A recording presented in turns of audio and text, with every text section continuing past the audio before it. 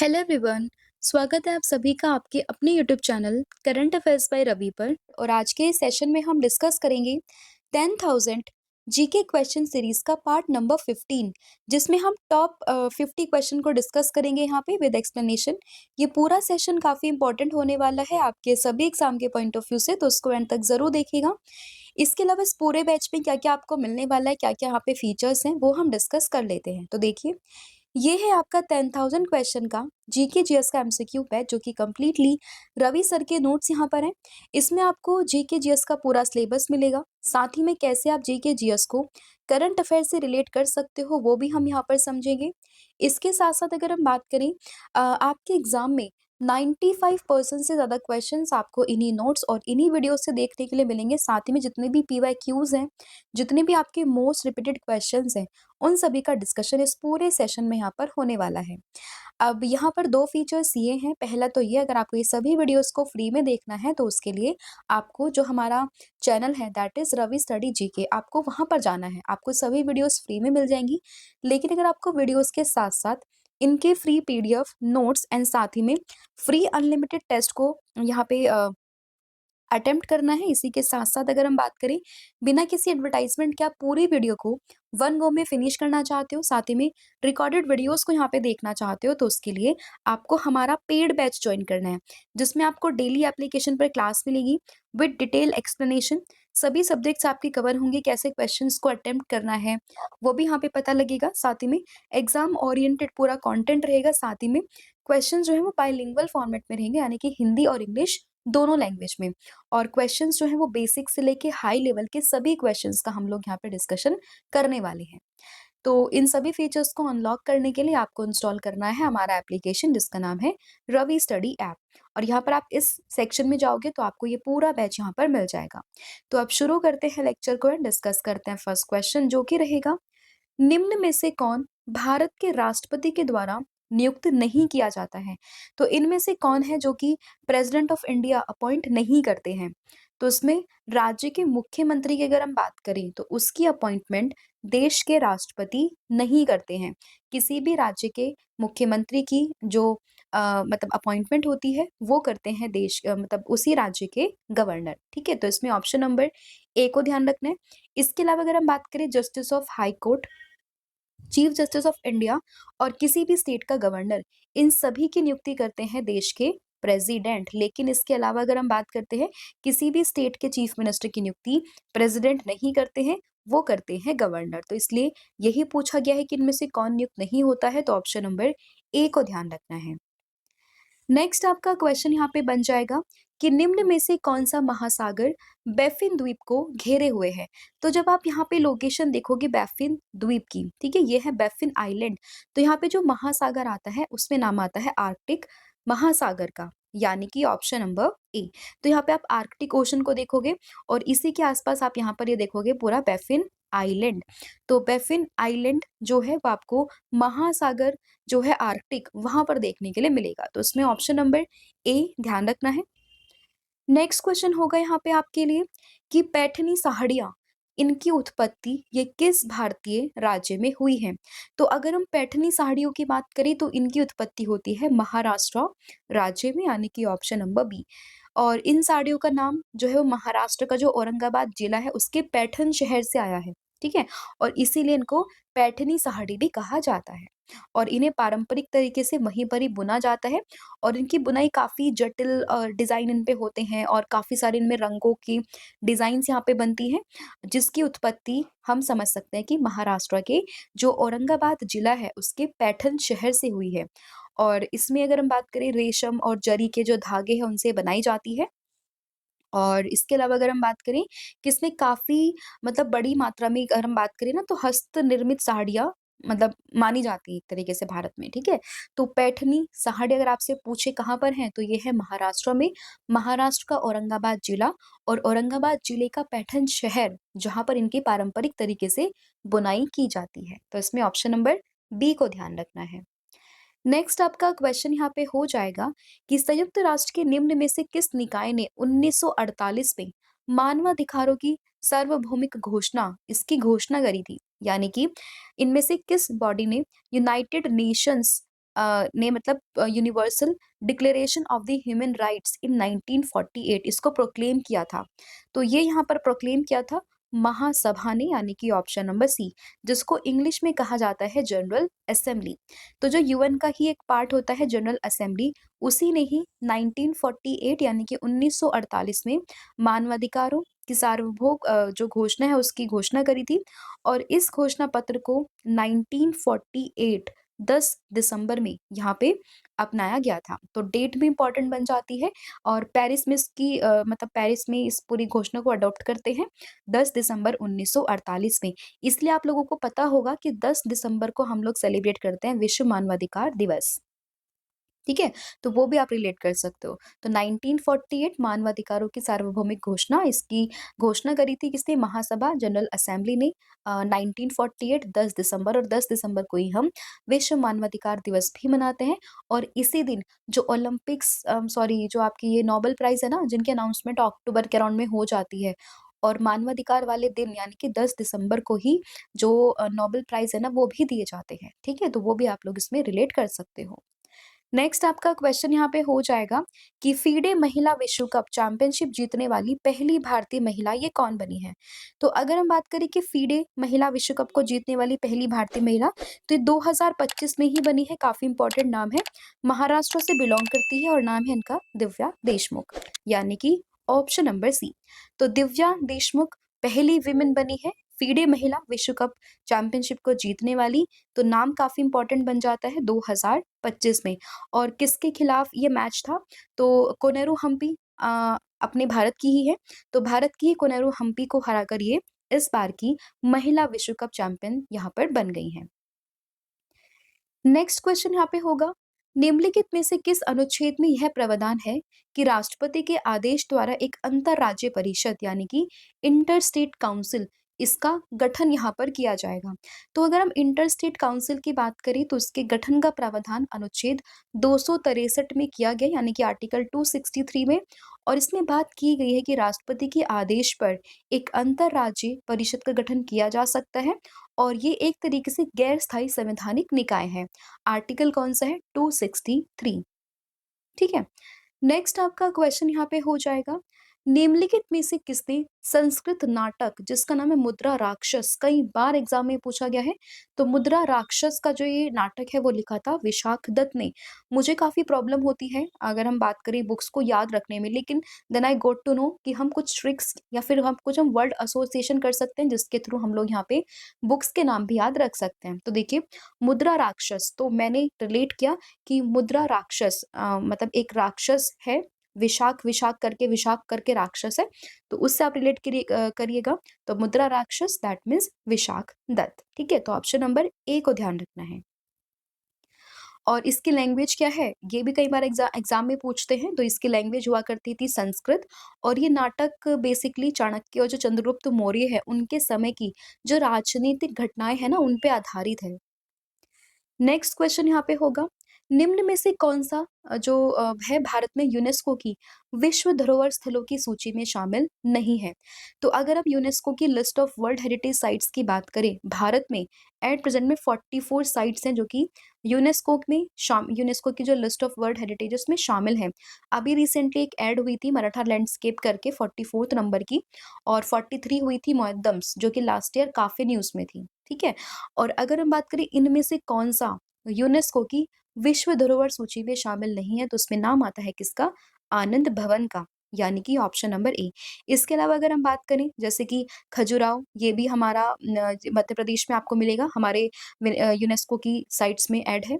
Bhimbetka again आपको ये मध्य प्रदेश में ही मिलेगा, अगेन ये भी विश्व धरोहर स्थल में शामिल है। और इसके अलावा सांची अगेन आपको एमपी में मिलेगा, और ये भी यूनेस्को की विश्व धरोहर सूची में शामिल है। तो इसमें कौन सा नहीं है? ये है आनंद भवन। नेक्स्ट आपका क्वेश्चन यहाँ पे होगा, दुनिया में सबसे ज्यादा इस्तेमाल होने वाला जो क्लाइमेट क्लासिफिकेशन है उस सिस्टम का नाम क्या है? तो सबसे वाइडली यूज होने वाला क्लाइमेट क्लासिफिकेशन सिस्टम, उसका नाम होता है कोपन क्लासिफिकेशन, यानी कि ऑप्शन नंबर डी। इसने अलग-अलग तरीके से अपने जो क्लाइमेट रीजन है उसको डिस्क्राइब कर रखा है, ठीक है? तो इसलिए हम कहते हैं कि सबसे ज़्यादा सबसे वाइडली एक्सेप्टेड जो यहाँ पे क्लाइमेट क्लासिफिकेशन सिस्टम है उसमें कोप्पन क्लासिफिकेशन का नाम काफ़ी फेमस है। नेक्स्ट आपका क्वेश्चन यहाँ पे हो जाएगा कि दुनिया भर में कनेक्टिविटी को बढ़ावा देने के मकसद से चीन की ग्लोबल इंफ्रास्ट्रक्चर पहल क्या है जिसकी शुरुआत 2013 में की गई थी। तो 2013 में शुरुआत होती है बेल्ट एंड रोड इनिशिएटिव यानी कि BRI की, जिसमें चीन का मकसद होता है ग्लोबल कनेक्टिविटी यहाँ पे प्रोवाइड करना, मतलब दुनिया भर में कनेक्टिविटी को बढ़ावा देना। इसके लिए चीन की ग्लोबल इंफ्रास्ट्रक्चर पहल है जिसका नाम है बेल्ट एंड रोड इनिशिएटिव। इस पहल का लक्ष्य बेसिकली जो एशिया, यूरोप, अफ्रीका इन सभी में अपना जो कनेक्टिविटी है ना उसको इम्प्रूव करना है, आइदर बाय द लैंड या फिर समुद्री मार्ग। तो या तो भूमि के थ्रू वो कनेक्टिविटी यहाँ पे बनाए या फिर समुद्री मार्ग के थ्रू। तो basically Asia, Europe, Africa in सभी में अपनी कनेक्टिविटी को बढ़ाने के लिए चीन का इनिशिएटिव है बेल्ट एंड रोड इनिशिएटिव, जिसको हम 2013 में देखा, मतलब जिसको 2013 में यहाँ पे लॉन्च किया गया था। ठीक है, ये ईयर भी इंपॉर्टेंट है। नेक्स्ट आपका क्वेश्चन यहाँ पे हो जाएगा, बाकी आप यहाँ पर देख सकते हो, ये है बेल्ट एंड रोड इनिशिएटिव का, जिसमें चीन से सभी की कनेक्टिविटी यहाँ पे दिखाई गई है। नेक्स्ट आपका क्वेश्चन यहाँ पे हो जाएगा, निम्नलिखित में से कौन सा हमारे सौर मंडल का हिस्सा नहीं है, यानी कि which of the following is not a part of our solar system. तो हमारे सोलर सिस्टम में 8 प्लैनेट हैं, जिसमें अगर हम बात करते हैं mercury, Venus, earth, Mars, Jupiter, Saturn, Uranus and Neptune. तो ये हमारे 8 जो है प्लैनेट्स हैं, और एक हमारा यहाँ पे मेन होता है सन, ठीक है? But out of these option इसमें कौन-सा हमारे सौरमंडल का हिस्सा नहीं है? अब इसमें जो ये प्लैनेट है ना, इनके कुछ मून्स भी होते हैं, कुछ सैटेलाइट्स भी होती हैं, जो कि हमारे सौरमंडल का हिस्सा ही होती हैं। तो इसमें अगर हम बात करें चंद्रमा, तो हाँ, ये हमारे जो यहाँ पे मून आएगा, जस्ट अ सेकंड, हाँ, जो ये मून है, ये हमारे जो है सोलर मंडल का हिस्सा है। सूर्य की बात करें तो ये भी हमारे सौरमंडल का हिस्सा है, लेकिन इसके अलावा अगर हम बात करें यूरोपा, तो ये भी सौरमंडल का हिस्सा है, क्योंकि जो ये बृहस्पति है ना, बृहस्पति यानी कि जुपिटर, उसका ये एक चंद्रमा है, यानी कि उसका मून है। और चंद्रमा की बात करें यानी कि मून की बात करें, तो ये हमारे पृथ्वी का यानी कि अर्थ का एक प्राकृतिक उपग्रह है। और यूरोपा हमने डिस्कस कर लिया, और सन तो है ही हमारा मेन, है ना, मुख्य तारा। तो इसमें जो ध्रुव तारा है ना, ये हमारे सौरमंडल का हिस्सा नहीं है, ठीक है? तो इसलिए इसमें ऑप्शन नंबर ए को ध्यान रखना है। नेक्स्ट क्वेश्चन यहाँ पे होगा, भारत के संविधान के किस अनुच्छेद में भारत के बाहर रहने वाले भारतीय मूल के कुछ व्यक्तियों के नागरिकता के अधिकारों के बारे में प्रावधान दिया गया है? तो कुछ ऐसे पर्सन जो भारत के बाहर रहते हैं, उनके लिए, भारतीय मूल के कुछ व्यक्ति हैं जो भारत के बाहर रहते हैं, उनके लिए कुछ नागरिकता के अधिकार हैं, जिनका प्रावधान अनुच्छेद नंबर 8 में दिया गया है, यानी कि ऑप्शन नंबर डी, ठीक है? Option number D. और ये जो अनुच्छेद है ना, वो उन लोगों को नागरिकता प्रदान करता है जिनके माता-पिता या फिर दादा-दादी भारत में जन्मे थे, और उन्हें उनके निवास क्षेत्र में भारतीय राजनयिक या फिर जो काउंसिल प्रतिनिधि है ना, उसके माध्यम से पंजीकृत किया जा सकता है। नेक्स्ट आपका क्वेश्चन यहाँ पे होगा, भारत में गरीबी कम करने के उद्देश्य से बनाई गई पॉलिसी जिसका नाम है SGSY, इसका पूर्ण रूप क्या है? तो अगर हम बात करें SGSY का, इसका मतलब होता है यहाँ पे स्वर्ण जयंती ग्राम स्वरोजगार योजना, ठीक है? तो इसकी फुल फॉर्म क्या है? स्वर्ण जयंती ग्राम स्वरोजगार योजना, यानी कि ऑप्शन नंबर जो इसमें डी है वो यहाँ पे करेक्ट हो जाएगा, ठीक है? इंपॉर्टेंट है, स्वर्ण जयंती ग्राम स्वरोजगार योजना। और इसका उद्देश्य है ग्रामीण गरीब परिवारों को स्वरोजगार के अवसर प्रदान करके आय उत्पन्न करने वाली संपत्ति बनाना। और इसकी शुरुआत होती है 1999 से 2000 पे इसकी शुरुआत की गई थी। और इसमें ग्रामीण गरीबों के लिए स्व सहायता समूह यानी कि जो सेल्फ हेल्प ग्रुप होते हैं ना, उनका गठन यहाँ पे किया गया था, प्रशिक्षण दिया गया था, साथ ही में ऋण और उनको बाजार से जोड़ने का भी काम यहाँ पे किया गया था। और उद्देश्य वही था कि जो गरीब परिवार के लोग थे, उनको गरीबी रेखा से ऊपर लाना। और बाद में इसी योजना को दीन दयाल अंत्योदय योजना राष्ट्रीय ग्राम आजीविका मिशन में बदल दिया गया था। नेक्स्ट आपका क्वेश्चन यहाँ पे हो जाएगा कि राज्य नीति के निम्नलिखित निर्देशक सिद्धांतों में से कौन सा गांधीवादी सिद्धांत पर आधारित है। तो अगर हम बात करें गांधीवादी सिद्धांत हमारे देश में सॉरी हमारे जो संविधान में डीपीएसपी हैं राज्य के नीति निर्देशक सिद्धांत है वो वैसे हमने ऐसे उनका क्लासिफिकेशन तो नहीं हो रखा बट हमने अपनी सहूलियत के हिसाब से उनको 3 अलग-अलग कैटेगरी में बाँटा गया है जिसमें एक आता है गांधीवादी विचारधारा। उसमें जो ग्राम पंचायतों का गठन है यानी कि जो आर्टिकल 40 में आपको देखने के लिए मिलता है, वही ये गांधीवादी सिद्धांत पर आधारित है। तो इसमें ऑप्शन नंबर जो अ, ए है वो आप लोगों ने ध्यान रखना है, ठीक है? नेक्स्ट आपका क्वेश्चन होगा, पृथ्वी के सबसे भारी भाग को किस नाम से जाना जाता है? तो जो अर्थ का सबसे आउटर मोस्ट पार्ट होता है उसको हम जानते हैं क्रस्ट के नाम से यानी कि भूप्रपट्टी के नाम से। तो उसमें ऑप्शन नंबर बी यहाँ पे करेक्ट हो जाएगा। तो पृथ्वी के सबसे भारी भाग को हम भूप्रपट्टी के नाम से जानते हैं तो इसमें ऑप्शन नंबर बी को ध्यान रखना है। नेक्स्ट आपका क्वेश्चन यहाँ पे हो जाएगा कि जयपुर में जो हवा महल है वो किस सम्राट के शासन काल में बनवाया गया था? जयपुर जिसको हम पिंक सिटी के नाम से जानते हैं वहां पर एक बहुत ही फेमस एक जगह है जिसका नाम है हवा महल, ठीक है? और उसी को बनवाया था किसने? सवाई प्रताप सिंह ने यानी कि ऑप्शन नंबर जो बी है वो आपको ध्यान रखना है। लगभग 1799 में इसकी यहाँ पे इसको मतलब बनवाया गया था जयपुर की शान हवा महल को। Option number B. तो महाराजा सवाई प्रताप सिंह ने इसकी मतलब इसको बनवाया था और वह जयपुर के जो कछवाहा वंश है ना उसके शासक थे। ठीक है? और जो ये पूरा हवा महल है ना वो भगवान कृष्ण के मुकुट से प्रेरित था, जैसे कि इसे बनवाने वाले महाराजा एक उन्हीं के भक्त थे। अब आपने मुझे कमेंट करके ये बताना है कि जो ये है हमारा हवा महल, इसमें कितनी खिड़कियाँ हैं? ये भी एक बार क्वेश्चन किसी पीवाईक्यू में पूछा गया था। आप लोगों का होमवर्क है आपने कमेंट करके बताना है। अगर आप कमेंट नहीं करते हैं, तो आपने खुद से सर्च करना है कि हवा महल में कितनी खिड़कियाँ हैं, ठीक है? तो ये आप मुझे कमेंट करके बताओगे। नेक्स्ट क्वेश्चन यहाँ पे होगा, निम्न में से कौन-सी रेखा, कौन-सी जो यहाँ पे लाइन है वो पृथ्वी का सबसे लंबी अक्षांश रेखा है? मतलब which of the following is the longest line of latitude on the globe? तो ये हमारा ग्लोब है। इसमें लॉन्गेस्ट अगर हम बात करें लैटिट्यूड की, लैटिट्यूड्स ऐसे ऐसे होते हैं। इसमें अगर हम लॉन्गेस्ट लैटिट्यूड्स की बात करें तो ये जो बीच वाला होता है ना इक्वेटर, जो कि पृथ्वी को 2 इक्वल पार्ट्स में यहाँ पे डिवाइड करता है, तो वही होता है यहाँ पे सबसे लंबा अक्षांश रेखा यानी कि ऑप्शन नंबर ए। तो भूमध्य रेखा आप लोगों ने ध्यान रखनी है। नेक्स्ट आपका क्वेश्चन यहाँ पे हो जाएगा कि सतत विकास जिसको इंग्लिश में कहते हैं सस्टेनेबल डेवलपमेंट, आप अभी काफी न्यूज में काफी टर्म ये चलती रहती है न्यूज में। तो सतत विकास की बात करें तो इसकी अवधारणा ये किस रिपोर्ट के द्वारा प्रस्तुत की गई थी? तो सतत विकास की अवधारणा ये आई थी किसके द्वारा? ये आती है ब्रटलैंड रिपोर्ट के द्वारा। हालांकि एक मतलब एक और रिपोर्ट थी आर कॉमन फ्यूचर, उस रिपोर्ट में इसको प्रस्तुत किया गया था लेकिन इसको ब्रटलैंड रिपोर्ट के नाम से भी जानते हैं। तो अगर ब्रटलैंड रिपोर्ट आता है या फिर हमारा आम भविष्य यानी कि आर कॉमन फ्यूचर ये लिखा आता है तो दोनों ही आंसर इसके सही हो जाएंगे, ठीक है? आर कॉमन फ्यूचर या फिर ब्रटलैंड रिपोर्ट, ऑप्शन नंबर बी। और इसको प्रकाशित किया गया था 1987 में, ईयर भी इंपॉर्टेंट है।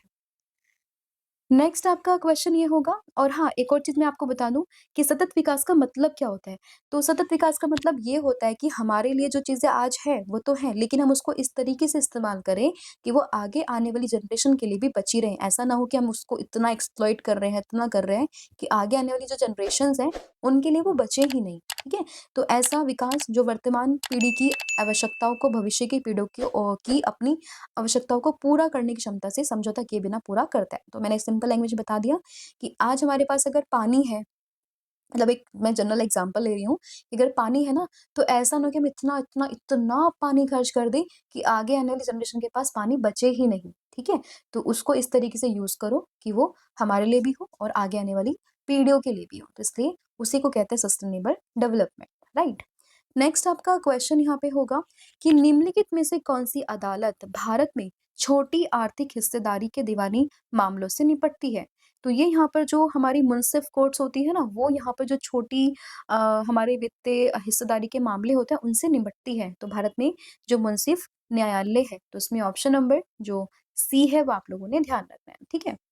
और इसमें अगर आपको ये भी ध्यान रखना है कि जो अदालतें हैं ना, वो आम तौर पर उन मामलों को सँभालती हैं जहाँ पर वित्तीय अधिकार क्षेत्र एक निर्धारित सीमा तक होता है। ऐसा नहीं कि भाई आप करोड़ों का आपका कोई घोटाला हो गया और आप यहाँ पर जा रहे हो, ऐसा नहीं होता है। एक लिमिटेड अमाउंट ऑफ मनी के लिए ही आप यहाँ पर जा सकते हो। अगर आपका लगभग 1 लाख रुपए का कोई अगर घोटाला होता है, तो आप जा सकते हो, इन पे बात कर सकते हो। हालाँकि हर हर एक स्टेट में अलग-अलग प्रोविज़न बनाए गए हैं, तो अपने अकॉर्डिंग वहाँ पे प्रोविज़न्स होते हैं कि भाई इतने अगर इतने तक का कोई घोटाला होता है, तो आप यहाँ पर जा सकते हो। लेकिन अगर उससे बड़ा होता है, तो फिर आपको अदर कोर्ट्स में जाना पड़ेगा। तो लेकिन अगर हम बात करें कि छोटी आर्थिक हिस्सेदारी की अगर हम बात करते हैं, तो उसमें कोर्ट ऑफ मुंसिफ आप लोगों ने ध्यान रखना है। ठीक है?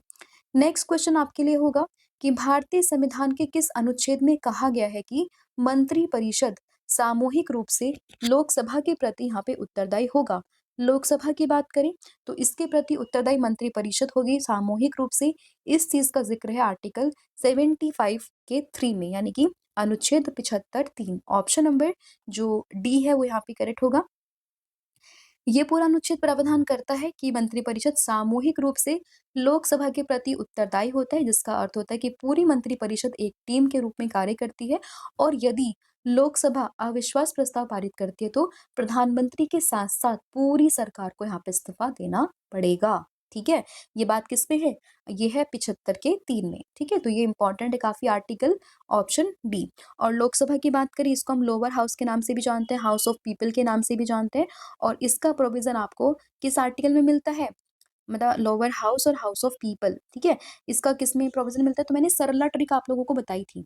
सरला में जो सा था वो संसद के लिए था, पार्लियामेंट के लिए था।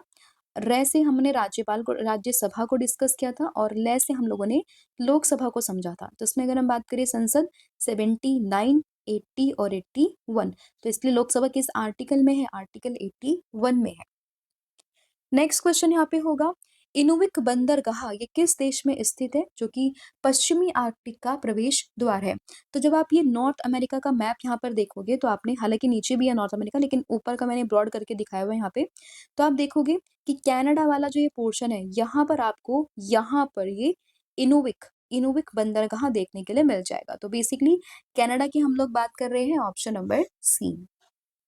ठीक है, और इसको ही पश्चिम आर्कटिक जो है उसका प्रवेश द्वार भी कहा जाता है। नेक्स्ट आपका क्वेश्चन यहाँ पे हो जाएगा कि रास बिहारी घोष जो भारतीय राष्ट्रीय कांग्रेस के नरमपंथी विंग के नेता थे, यानी कि जो मॉडरेट विंग थे उसके एक नेता थे राम बिहारी घोष। उसके उन्होंने कौन कौन से सेशन में जो है कांग्रेस के सेशन की अध्यक्षता करी थी? तो बेसिकली उन्होंने दो सेशन में अध्यक्षता करी थी। महत्वपूर्ण जो सत्र थे ना दो, उसमें एक तो था 1907 का जो सूरत अधिवेशन था, जब हम लोगों ने सूरत स्प्लिट को देखा था, और 1908 का मद्रास अधिवेशन, यानी कि ऑप्शन नंबर बी। तो 1907 में 1908 में सूरत और मद्रास में दोनों में ही कांग्रेस की अध्यक्षता करी थी रास बिहारी घोष ने। ठीक है, ऑप्शन नंबर बी। और ये तो हम सभी जानते हैं, बी जो सॉरी जो सूरत है ना उसमें तो सूरत स्प्लिट होता है, जिसमें 1907 में कांग्रेस के जो भीतर उदारवादी और नरमपंथी थे ना, मतलब जो मॉडरेट और एक्सट्रीमिस्ट थे, उनके बीच में विभाजन यहाँ पर हो गया था। नेक्स्ट आपका क्वेश्चन होगा कि अंतरराष्ट्रीय बाघ दिवस ये किस दिन मनाया जाता है? तो इंटरनेशनल टाइगर डे की बात करें तो ये हर साल 29 जुलाई को हम लोग मनाते हैं, और ये दिन बाघ संरक्षण के महत्व के बारे में सूचित करता है। एंड साथ ही में काफी इंपॉर्टेंट ये डे होता है, और इसकी शुरुआत 2010 में रूस के सेंट पीटर्सबर्ग टाइगर सम्मेलन में की गई थी, और तभी से लेकर आज तक हम हर साल 29 जुलाई को अंतरराष्ट्रीय बाघ दिवस यानी कि इंटरनेशनल टाइगर डे यहाँ पे सेलिब्रेट करते हैं। नेक्स्ट क्वेश्चन यहाँ पे होगा, निम्न में से कौन सी मीनार मोहम्मद कुली कुतुब शाह के द्वारा प्लेग उन्मूलन की स्मृति में बनवाई गई थी? तो प्लेग उन्मूलन की स्मृति में जो बनवाई गई यहाँ पे दीवार थी, सॉरी जो ये मीनार थी स्मृति, वो कौन सी थी? वो थी यहाँ यहाँ पे चार मीनार, जो कि आपको हैदराबाद में देखने के लिए मिल जाएगी। तो ऐसा कहा जाता है कि जब प्लेग फैला था, तो उसके बाद में जो कुली कुतुब शाह हैं उन्होंने इसको यहाँ पे बनवाया था, चार मीनार को। ठीक है, उसके अंत की याद में इसको बनवाया गया था, मतलब प्लेग महामारी की अंत की याद में चार मीनार को बनवाया गया था, जो कि आपको हैदराबाद में देखने के लिए मिल जाएगी। बनवाया किसने था? मोहम्मद कुली कुतुब शाह ने। ठीक है, ये भी इंपॉर्टेंट है।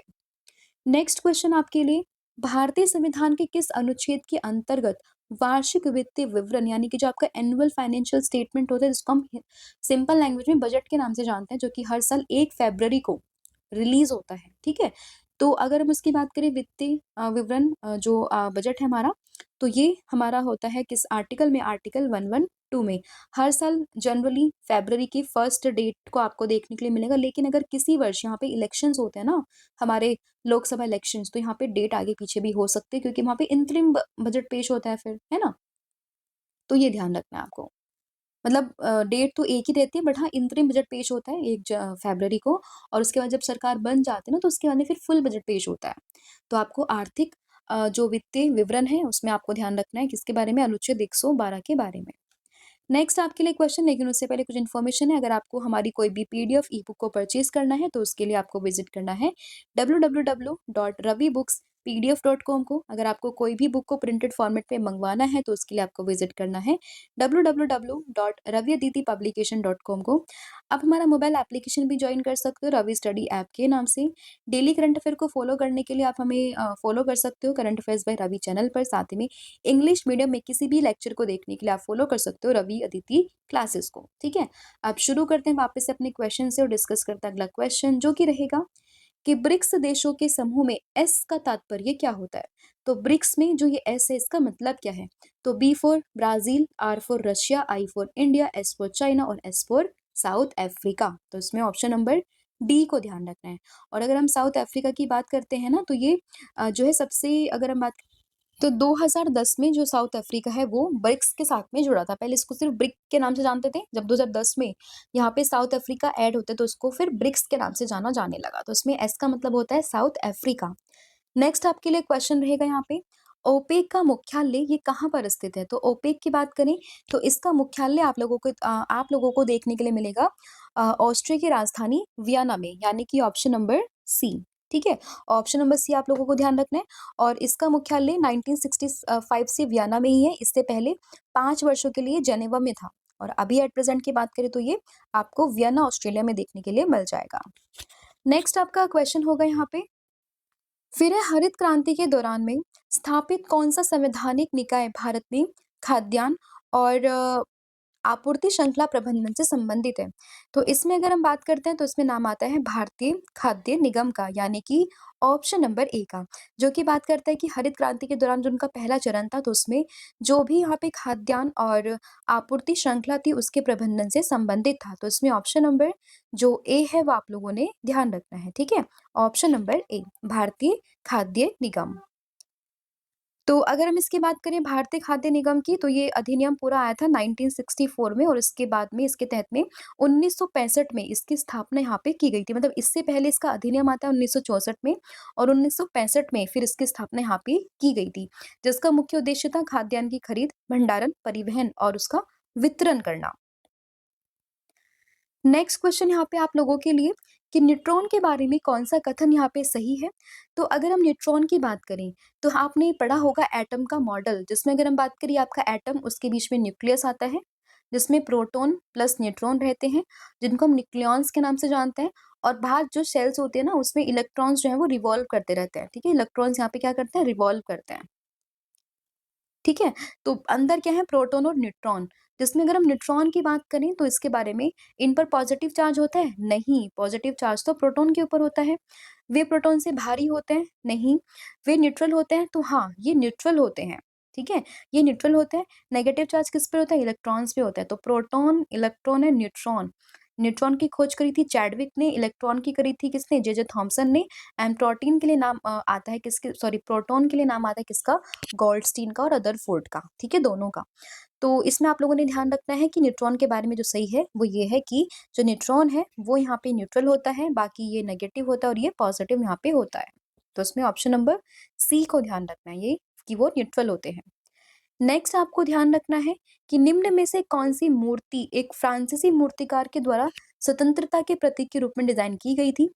तो ये डिजाइन की गई थी स्टैच्यू ऑफ लिबर्टी, यानी कि ऑप्शन नंबर जो ए है वो आपको ध्यान रखना है, स्वतंत्रता की प्रतिमा जिसको स्टैच्यू ऑफ लिबर्टी के नाम से हम लोग जानते हैं और इसको तैयार किया था जो फ्रांसीसी मूर्तिकार थे फ्रेडरिक ऑगस्टी, उनके द्वारा इसको डिज़ाइन किया गया था और इसको स्वतंत्रता के प्रतीक के रूप में इसको जानते हैं। हालाँकि बाद में फ्रांस के द्वारा इसको यूएसए को इसको उपहार में दिया गया था और इसे आज हम स्वतंत्रता और लोकतंत्र का प्रतीक इसको माना जाता है। तो इसमें आप लोगों ने ध्यान रखना है, स्टैच्यू ऑफ लिबर्टी पहले ये फ्रांस के पास था, फ्रांस ने इसको गिफ्ट किया था यूएसए को, ठीक है? Option number A. नेक्स्ट आप लोगों को ध्यान रखना है कि भारत को कितने जलवायु जो कृषि जलवायु क्षेत्र उसमें विभाजित किया गया है। तो कुल मिला के भारत को 15 एग्रो क्लाइमेटिक रीजन में डिवाइड किया गया है, जिसमें अगर हम बात करें option number 15 sorry option number B answer 15 ध्यान रखना है, जिसमें आप लोगों को north western mountain region, north eastern hill region ये सभी रीजन आपको देखने के लिए मिलेंगे। तो 1 2 3 4 5 6 7 8 9 10 11 12 13 14 और एक और यहाँ पे ये वाले।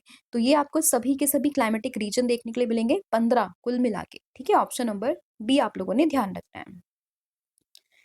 नेक्स्ट आपका क्वेश्चन यहाँ पे होगा कि भारत अपनी जमीनी सीमाएं 7 देशों के साथ में साझा करता है, इनमें से कौन सा देश भारत के साथ में सीधी जमीनी सीमा साझा नहीं करता? तो कुल मिला के 7 ऐसे देश हैं जो कि डायरेक्टली लैंड बाउंड्री को शेयर करते हैं, जिसमें नाम आता है पाकिस्तान का, उसके बाद यहाँ पे अफगानिस्तान है, फिर ये आपका पूरा पाकिस्तान होगा, फिर यहाँ पे नेपाल है, फिर यहाँ पे भूटान है, उसके बाद म्यांमार है, उसके बाद में बांग्लादेश है।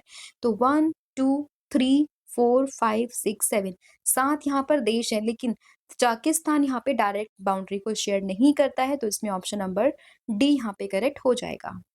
नेक्स्ट आपका क्वेश्चन होगा, निम्नलिखित में से किसने कण्व वंश की नींव यहाँ पर रखी थी? तो अगर हम कण्व डायनेस्टी की बात करते हैं तो उसकी नींव जो यहाँ पे रखी थी वो रखी थी वासुदेव कण्व ने, यानी कि ऑप्शन नंबर ए। तो वासुदेव कण्व ने यहाँ पे कण्व नींव की स्थापना रखी थी लगभग 73 ईसा पूर्व में और ये जो थे वो अंतिम शुंग शासक देवभूति के आमत्ते थे और जिन्होंने देवभूति की हत्या करके लगभग 73 ईसा पूर्व में अपना शासन संभाला और कण्व वंश की स्थापना यहाँ पे करी थी। ठीक है। नेक्स्ट आपके लिए क्वेश्चन होगा कि उत्तर प्रदेश में माघ खिचड़ी, गुड़िया, बाजार, होली त्योहार ये निम्नलिखित में से कौन सी जनजाति के द्वारा मनाया जाता है? तो ये सभी जो त्योहार है ना वो बेसिकली जो थारू जनजाति है वो लोग यहाँ पे मनाते हैं। तो इसमें ऑप्शन नंबर बी आप ध्यान रखिएगा। तो जो उत्तर प्रदेश में थारू जनजाति है वो ये त्योहार यहाँ पे मनाती है, माघ खिचड़ी, गुड़िया, बुजार और होली ये सब, ठीक है? इसको गुड़िया फिर गुड़िया के नाम से जानते हैं। तो इसमें आप लोगों ने ध्यान रखना है थारू जनजाति के बारे में। नेक्स्ट क्वेश्चन, डोंगरी त्योहार भारत के किस राज्य में मनाया जाता है? तो डोंगरी त्योहार की बात करें तो ये आपको हिमाचल प्रदेश में देखने के लिए मिलता है, ऑप्शन नंबर बी।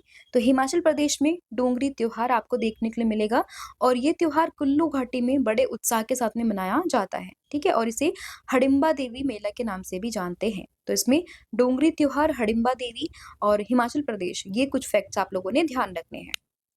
नेक्स्ट आप लोगों के लिए क्वेश्चन यहाँ पे होगा कि निम्न में से किसे तिब्बती नववर्ष के रूप में जाना जाता है? तो तिब्बती नववर्ष के रूप में जिसको हम जानते हैं उसमें नाम आएगा किसका? लौसर उत्सव का।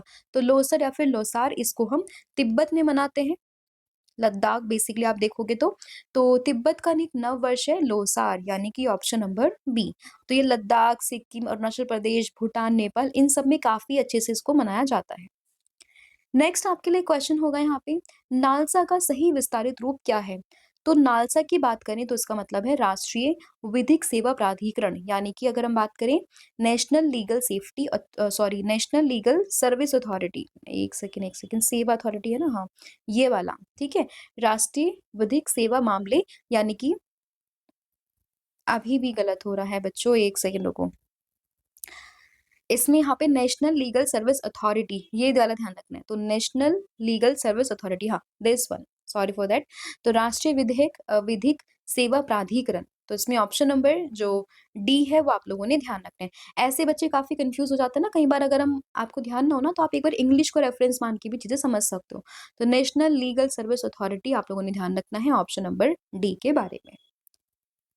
नेक्स्ट आपका क्वेश्चन होगा यहाँ पे, मास्की शिलालेख वर्तमान में किस राज्य में स्थित है? तो मास्की शिलालेख की बात करें वर्तमान में आपको कर्नाटक में देखने के लिए मिलेगा, तो कर्नाटक राज्य में स्थित है। कर्नाटक का जो रायचूर जिला है ना वहां पर आपको देखने के लिए मिलेगा मास्की अभिलेख, ठीक है? और ये अशोक की जो पहली शिलालेख थी ना उनमें से एक है, ये काफी फेमस है और इसी में ही जो उनका नाम है व्यक्तिगत नाम यानी कि अशोक नाम इसमें दिखाया गया है। ठीक है। नेक्स्ट आपका क्वेश्चन होगा, अशोक शिलालेख के अनुसार मगध साम्राज्य में निम्न में से कौन सा प्रांतीय केंद्र नहीं था? तो अगर हम बात करें आउट ऑफ दीज, अब अगर हम मौर्यन टाइम की बात करें तो उन्होंने अपना एरिया काफी बहुत लंबा एक्सपेंड कर लिया था। तो देखिए यहाँ पे कितना बड़ा साम्राज्य था मौर्यंस का। ठीक है। तो इसमें अगर हम बात करें इनमें से कौन सा एक जो एरिया था वो इनके अंतर्गत नहीं आता था, तो इसमें था इंद्रप्रस्थ, जो कि अ, इनका एक क्या कहें हम, इनका एक तरीके से प्रांतीय केंद्र नहीं था। तो इंद्रप्रस्थ का नाम आप लोगों ने ध्यान रखना है, option number D. Next question होगा यहाँ पे कि भारत के प्रधानमंत्री हर साल जो स्वतंत्रता दिवस यानी कि इंडिपेंडेंस डे यानी कि 15 अगस्त को वो भारतीय ध्वज कहाँ पर फहराते हैं? तो अगर हम 15 अगस्त की बात करें तो भारत के प्रधानमंत्री लाल किले पर राष्ट्रीय ध्वज फहराते हैं। तो इसमें ऑप्शन नंबर सी को ध्यान रखना है, यानी कि लाल किला। और अभी लाल किले के पास में एक बम विस्फोट भी हुआ है, हम सभी जानते हैं, काफी दुखद घटना थी वो। तो इसलिए ध्यान रखिएगा आप लाल किला के पास में, और लाल किला पे ही स्वतंत्रता दिवस पर प्रधानमंत्री वहां पे ध्वज को फहराते हैं। तो इसमें ऑप्शन नंबर जो सी है वो आप लोग ध्यान रख सकते हैं। नेक्स्ट आपका क्वेश्चन होगा, सोल्जरिंग विद डिग्निटी, इस जो ये उपन्यास है इसको किस दिग्गज पर लिखा गया है? तो सोल्जरिंग विद डिग्निटी इसको लिखा गया है किसके ऊपर? फील्ड मार्शल सैम मानेकशॉ के ऊपर। तो इसमें ऑप्शन नंबर ए को आपने ध्यान रखना है। और ये उनकी आत्मकथा है जिसमें उनके निधन के बाद 2005 में प्रकाशित किया गया था। और इसमें उनके जीवन, करियर, उनके विशेष रूप से 1971 का युद्ध, उनके अनुभव, इन सब के बारे में लिखा गया है। तो field marshal Sam Manekshaw, marshal Sam Manekshaw, इनके बारे में आप लोगों ने ध्यान रखना है। Soldiering with dignity. Next question, daughter of destiny, इस पुस्तक के लेखक कौन है? तो डॉटर ऑफ डेस्टिनी की लेखक है बेनिजर भुट्टो, यानी कि ऑप्शन नंबर ए। तो डॉटर ऑफ डेस्टिनी लेखिका कौन है? बेनिजर भुट्टो। ठीक है, जो कि पाकिस्तान की पूर्व प्रधानमंत्री भी रह चुकी हैं। नेक्स्ट क्वेश्चन है यहाँ पे कि आई एम नो मसीहा, ये भी काफी फेमस बुक है, किसके द्वारा लिखी गई है? सोनू सूद के द्वारा। तो सोनू सूद के द्वारा लिखा गया आई एम नो मसीहा, यानी कि ऑप्शन नंबर बी। फिर सत्यजीत रे के द्वारा लिखित चाइल्डहुड डेज ए मेमोयर, इसके ये किस भाषा में लिखी गई है? तो इसको लिखा है किसने? सत्यजीत रॉय ने। नाम है चाइल्डहुड डेज अ मेमोयर। और इसको लिखा गया है कौन सी लैंग्वेज में? इसको लिखा गया है बंगाली भाषा में, यानी कि ऑप्शन नंबर डी। और बंगाली में इसको कहा जाता है कि जखन चोटो चिल्हम। ठीक है, ये बंगाली में इसको, इस बुक का नाम है जखन चोटो चिल्हम, राइट। नेक्स्ट आपका क्वेश्चन यहाँ पे होगा कि विश्व में कॉफी का सबसे बड़ा उत्पादक देश कौन सा है? तो देश की बात करें कॉफी का सबसे बड़ा उत्पादक देश, तो उसमें नाम आता है किसका? ब्राजील का, यानी कि ऑप्शन नंबर डी। तो ब्राजील जो है वो कॉफी का सबसे बड़ा उत्पादक देश है, ऑप्शन नंबर डी आप लोगों ने ध्यान रखना है। और ये वैश्विक कॉफी उत्पादन का लगभग 40% का जो हिस्सा है उसको यहाँ पे उत्पादित करता है। तो उसमें ऑप्शन नंबर डी को ध्यान रखना है। फिर है ब्रेल प्रणाली निम्नलिखित में से किस पर आधारित है? तो अगर हम ब्रेल लिपि की बात करें तो ये बेसिकली आधारित है डॉट्स यानी कि बिंदुओं पर, जो कि यहाँ पे देख नहीं पाते ना, तो उनके लिए यहाँ पर विकसित की गई ये प्रणाली है। तो इसमें आपको ब्रेल और बिंदु ये यहाँ पे ध्यान रखना है। ठीक है। नेक्स्ट क्वेश्चन होगा, बुआई के मौसम की शुरुआत में घोषित की जाने वाली फसल की जो कीमत है वो क्या कहलाती है? उसको कहते हैं मिनिमम सपोर्ट प्राइस, यानी कि एमएसपी। हर साल बुआई के पहले इनको डिक्लेयर किया जाता है एमएसपी को। तो इसमें ऑप्शन नंबर डी ध्यान रखना है। और एमएसपी क्या होता है? यानी कि न्यूनतम जो समर्थन मूल्य, इसका मतलब है जो भारत सरकार किसानों को उनकी चुनिंदा फसलों के लिए गारंटेड मूल्य के रूप में देती है, खासकर तब जब बाजार में कीमतों में गिरावट होती है। तो इसमें ऑप्शन नंबर डी को ध्यान रखना है। नेक्स्ट क्वेश्चन होगा यहाँ पे कि मई 1998 में पोखरण में भारत के द्वारा कितने परमाणु विस्फोट किए गए थे? तो यहाँ पर कुल मिला के 5 परमाणु विस्फोट किए गए थे, ऑप्शन नंबर सी। ठीक है। और ये विस्फोट 11 से लेकर 13 मई 1998 के बीच में ऑपरेशन शक्ति के तहत यहाँ पर किए गए थे। पहला परीक्षण हुआ था 11 मई 1998 को, जिसमें 3 भूमिगत परमाणु यहाँ पे छोड़े गए थे। उसके बाद 13 को होते हैं 2, शक्ति 4 और शक्ति 5। ठीक है, तो ऑपरेशन शक्ति भी आप लोग इसमें ध्यान रखेंगे। नेक्स्ट क्वेश्चन, किस पंचवर्षीय योजना में राज्य सरकार के परामर्श से प्रत्येक राज्य के लिए विशिष्ट लक्ष्य निर्धारित करने की अनूठी विशेषता यहाँ पे दी गई है? तो ये यहाँ पर आती है कौन सी पंचवर्षीय योजना? ये है 10वीं पंचवर्षीय योजना, यानी कि 10th 5 ईयर प्लान, यानी कि ऑप्शन नंबर ए, जिसकी अवधि 2002 से 2007 के बीच में होती है। ठीक है, और ये अटल बिहारी वाजपेयी और मनमोहन सिंह जी के नेतृत्व में थी। इसलिए आपको ध्यान रखना है ऑप्शन नंबर ए 10वीं पंचवर्षीय योजना। नेक्स्ट क्वेश्चन है पेपरलेस बजट को पेश करने वाला भारत का पहला राज्य, तो ये है कौन सा? उत्तर प्रदेश।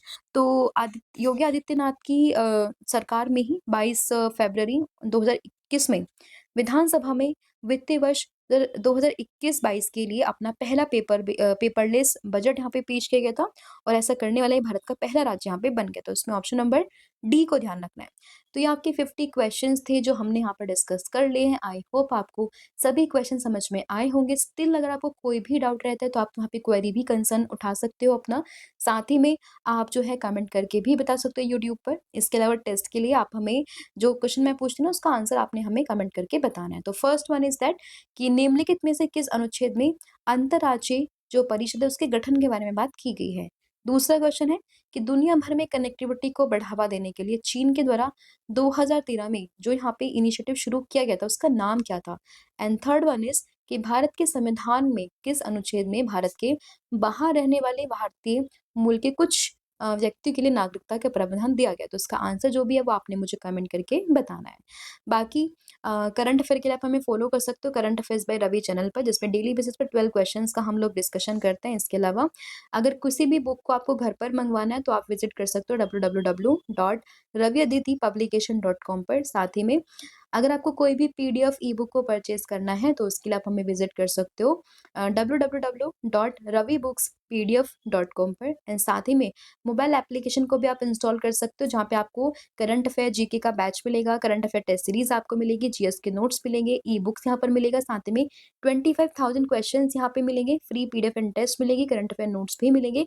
एंड जो भी हमारी वीडियोस आती हैं यूट्यूब पर उनके नोट्स भी आपको यहाँ पर मिल जाएंगे, ठीक है। एंड इसके अलावा आप हमसे जुड़ सकते हो इंस्टाग्राम पे, टेलीग्राम पे, जिसके लिए आपको सर्च करना है रवि स्टडी जीके को, ठीक है। तो thank you so much, have a good day, wish you all the very best. जय हिंद, जय भारत, थैंक यू।